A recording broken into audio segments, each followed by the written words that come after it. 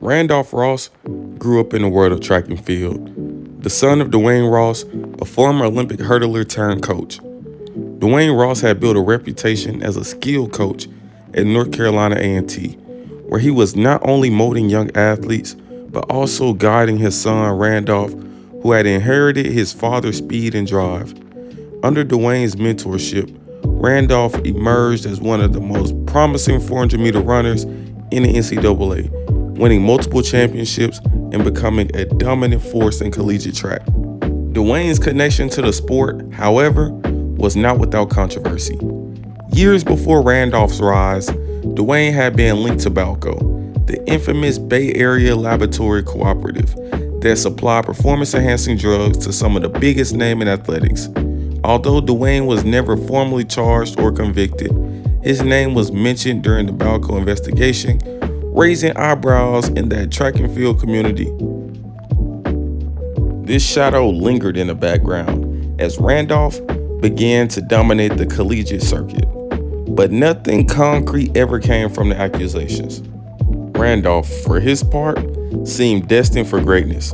By 2022, he had claimed the NCAA championship in the 400 meters and secured a spot on a U.S. Olympic team.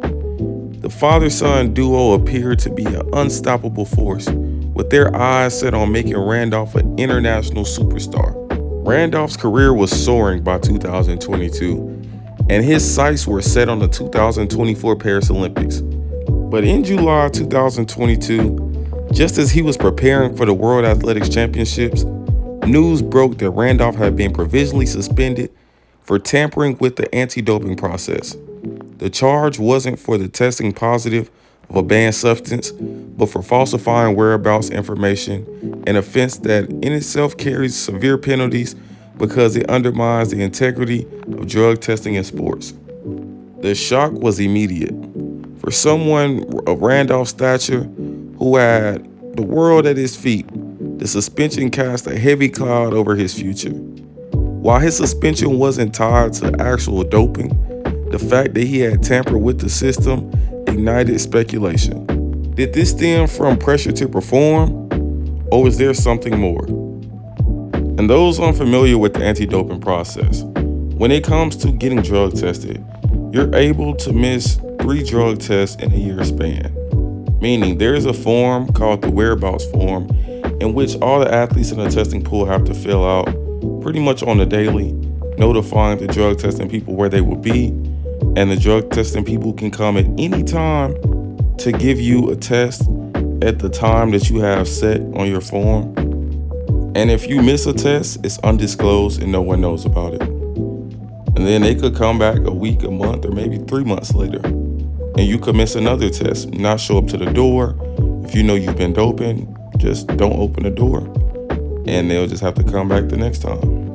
But when you miss 3 tests in a year, that's when the information is disclosed and it's announced to the public, and you will receive a whereabouts suspension. So your favorite athlete, who you might think is the cleanest person on earth, probably missed 2 drug tests this year, and you just don't know because it's not disclosed until they miss 3 and they get a whereabouts suspension, which is very rare that people miss 3.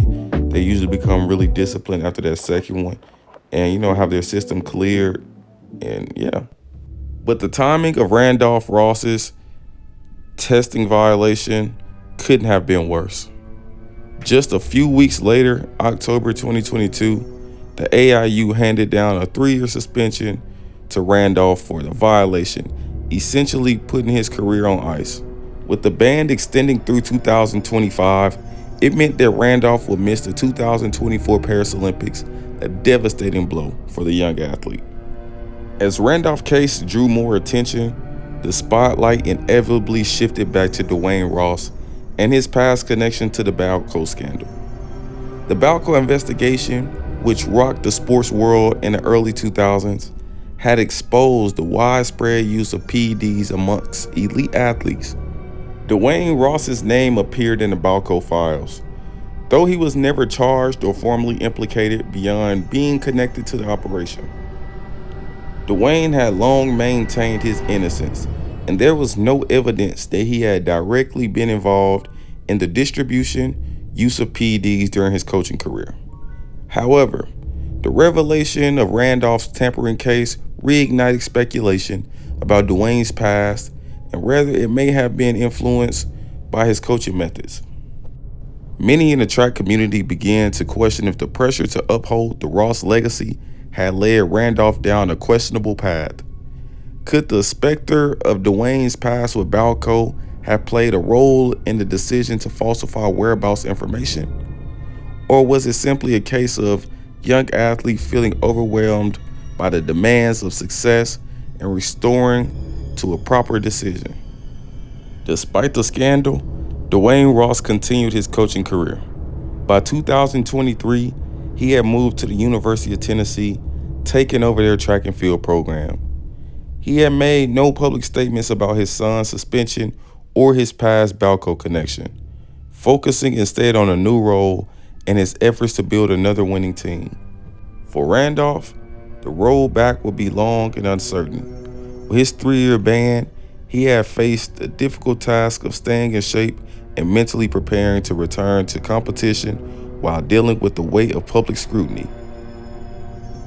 In the cutthroat world of track and field, a suspension can be career-ending, especially when the athlete is at the peak of their potential.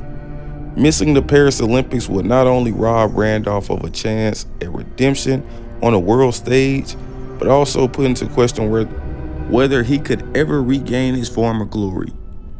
The doping tampering scandal left a permanent mark on the Ross family legacy. For Dwayne, the success that he had built both as an athlete and coach will forever be tinged with his BALCO past and his son's suspension. Though Dwayne had never been implicated in any wrongdoings as a coach, the cloud of suspicion was hard to shake, especially when his son's career had came crashing down under his circumstances. As for Randolph, the suspension that he's currently serving serves as a harsh reminder of the unforgiving nature of elite athletics. His punishment was not just about the suspension, but about how a single lapse in judgment could unravel years of hard work and dedication. His legacy, once seen as a continuation of his father's, now lay in uncertainty. A cautionary tale of ambition, pressure, and the consequences of stepping too close to the edge. In the end, both Randolph and Dwayne were faced to confront their choices. While Dwayne's BALCO connection reminded a ghost from his past, Randolph's tampering offense became a public spectacle, altering the course of their intertwined careers and leaving questions about what could have been if things had been different.